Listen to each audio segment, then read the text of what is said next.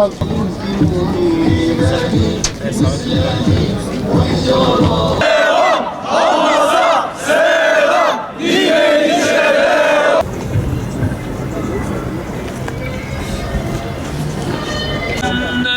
الذين آمنوا وعملوا الصالحات كانت لهم جنات الفردوس نزلا. Bugün Filistin'de, Kudüs'te ve Mescid-i Aksa'da Müslümanların inancı ve kutsalları Siyonist işgalcilerin postallarıyla çiğnenmektedir. Bu kutsallarımıza sahip çıkmak, namaz kılmak, oruç tutmak kadar ehemmiyetli bir ibadettir. Kudüs ve Mescid-i Aksa ümmetin izzeti ve namusudur. Ümmetin izzetini ve namusunu muhafaza eden diriliş hareketinin yanındayız. Siyonist işgal rejiminin yapmış olduğu savaş suçlarının haddi hesabı yoktur. Bugün zalimin safında yer alıp birkaç dünyalık menfaat elde etmektense mazlumun safında yer alıp kahramanca ve izzetlice dik durmayı bir şeref olarak kabul ediyoruz. Şunu unutmayalım ki Siyonistlerin Büyük İsrail projesine göre Nil ile Fırat arasındaki tüm toprakları işgal etme gibi bir hayal dünyaları var.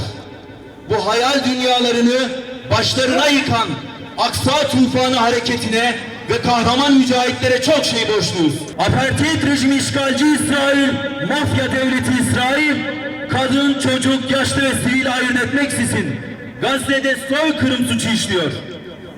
Yaşanan bu işgal ve soykırım vicdan sahibi yürekleri kanatıyor, başta bölgemiz ve Orta Doğu olmak üzere tüm dünyanın huzuruna kastediyor. 1948 yılında başlayan İsrail terörü üzerinden yaklaşık 80 yıl geçmesine rağmen her geçen gün şiddetini artırarak devam ediyor. Son bilgilere göre Filistin'de 11.000'den fazlası çocuk, 7.500'den fazlası ise kadın olmak üzere toplamda 25.000'i aşkın insan hayatını kaybetti ve şehit oldu. 60.000'den fazla kişi yaralanırken 8.000 kişi ise kayıp. Hiroşima'ya atılan atom bombasından daha fazlası maalesef kardeşlerimizin üzerine yağdırıldı. İşgalci İsrail'in saldırıları sebebiyle ayrıca 70.000'i tamamen yıkılmış olmak üzere 359.000 ev zarar gördü. 2 milyon sivil ise saldırılar sonucu Gazze içerisinden zorla göç ettirildi. Mesleklerini icra eden, yaşanan soykırımı haberleriyle dünyaya anlatan 112 gazeteci de Siyonist işgalcilerin saldırıları sonucu maalesef hayatlarını kaybettiler. Gazze'de şu anda 10 binlerce insan yeterli gıdaya ve suya maalesef ulaşamıyor. Evet, ne yazık ki 10 binlerce insan, 10 binlerce Müslüman, 10 binlerce mazlum 2024 yılında dünyanın gözleri önünde açlık ve susuzluk sebebiyle ölümle karşı karşıya bırakılmış durumda. Bütün bu vahşete, katliama, zorluklara rağmen sivil veya asker hiçbir Gazze'li geri adım atmayarak, Allah'tan gayrısına sığınmayarak yeryüzünün en şerefli topluluğu olduklarını tüm dünyaya ispat ettiler. Allah onlardan razı olsun. Gazze'de insani krizin en ciddi boyutlarda yaşandığı alanlardan biri de sağlık hizmetleri. Saldırılarında hiçbir sınır gözetmeyen mafya devleti İsrail 7 Ekim'den bu yana yoğun bir şekilde maalesef hastaneleri, ambulansları ve sağlık çalışanlarına hedef alıyor. Bugüne kadar 150'ye yakın sağlık merkezi ve hastanenin yanı sıra yaralıları taşıyan 100'den fazla ambulans işgalcilerin saldırılarına uğradı. Allah'ın laneti onların üzerine olsun inşallah. Bir yanda bunlar yaşanırken başta İslam ülkeleri olmak üzere tüm dünya ülkeleri 3 maymun oynuyorlar. Ve yaşanan soykırımı büyük bir acziyet ve sefalet içinde izlemeye devam ediyorlar. 2 milyonu aşkın Gazze'li için tek bir somut adım ne batı ne doğu dünyasından atılabilmiş değil maalesef.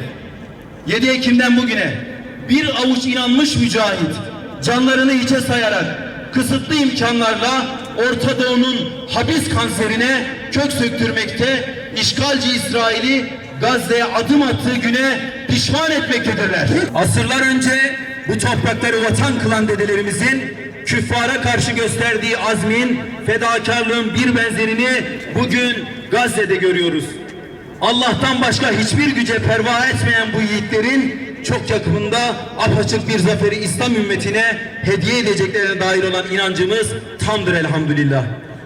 Düşmanın işlediği suçların karşılığını bulacağı günler, şehit şehit büyüyen zafere uyanacağımız sabahlar çok yakındır inşallah. Vicdan sahibi tüm insanlara sesleniyoruz. Kalbinde zerre vicdan olan insanlara sesleniyoruz. Dünyanın gözleri önünde gerçekleşen bu soykırım karşısında herkesin üzerine düşen sorumlulukları yerine getirmesi gerekiyor. Herkes yaşanan bu büyük soykırıma karşı harekete geçmeli artık. Uluslararası kuruluşlar, sivil toplum ve devletler, işgalci İsrail'in zulümlerinin önüne geçmek için atılması gereken adımları acil bir şekilde atması gerekiyor. Bir an önce İsrail'in saldırıları durdurulmalı ve acilen ateşkes sağlanmalıdır. Filistin'de 10 yıllardır zulmeden işgalci, lanet, katil, mafya devleti işgalci İsrail'e karşı gereken yaptırımlar derhal uygulanmalıdır. Bütün İslam ülkeleri ve halklar bir araya gelip tepkisini ortaya koymalıdır. İsrail hukuksuz işgal hareketi ve katlettiği insanlar için uluslararası hukuk önünde derhal hesap vermelidir.